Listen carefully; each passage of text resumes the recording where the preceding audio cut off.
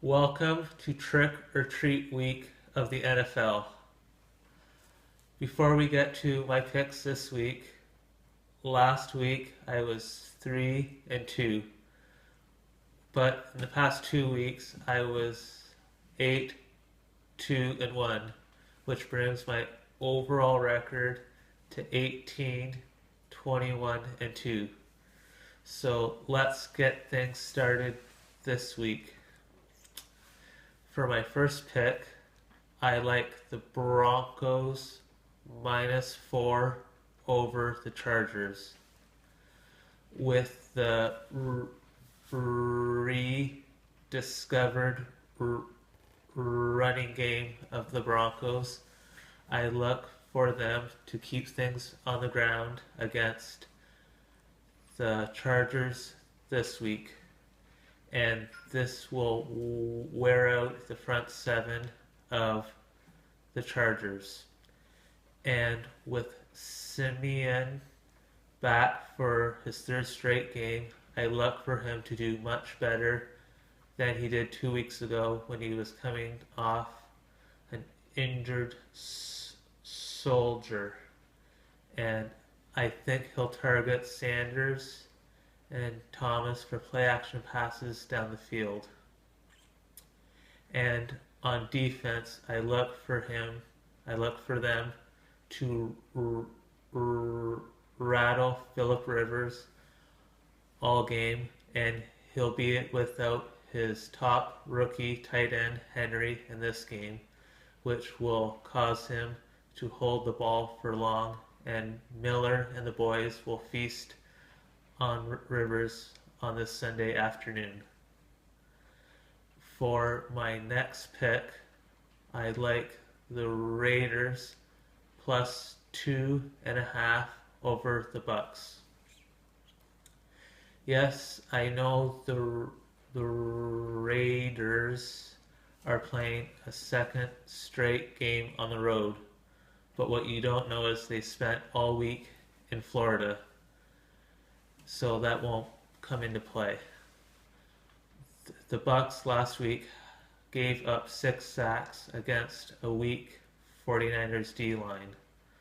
Well, I look for more of the same with the Raiders D-line, with Mack, Irvin, and company to give problems to Winston in the pocket. And I look for him to turn over the ball once or twice. And on offense, I look for the Raiders' Carr to have some success against a questionable Bucks secondary with Crabtree and Cooper and Murray on the ground. Yes, the Raiders hit the halfway point to the season, 6 up and 2 down. For my next pick, I like the Panthers -3 over the Cards. The Panthers might be catching Arizona at just the right time, with coming off their bye week, and the Cardinals playing a real physical, in your face 5-quarter game against the Seahawks last week. I look for Cam Newton and the boys to have some success in the short passing game and running with Stewart, and I think their injured players on defense will have a big game as they'll be fresh and ready. And come the second half, with playing 5 quarters of physical ball against the Seahawks, they will wear down, and making things tough will be a 10 p.m. Pacific time start. So I look for the Panthers to get back on track with their second win of the year. Now, what you've all been waiting for, the upset alert, also known as also known as the spectacular pick this week. I like the Packers plus 2.5 over the Falcons.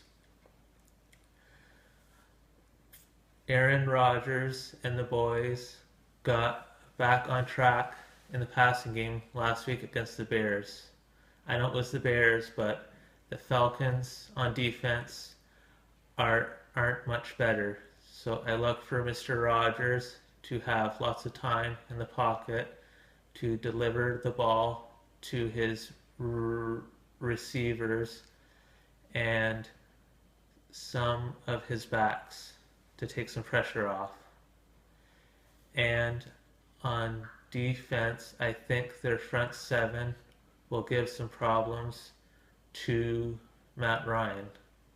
And the Packers secondary is a little banged up, but I think they have enough DBs in on their roster to hold down the Falcons receivers.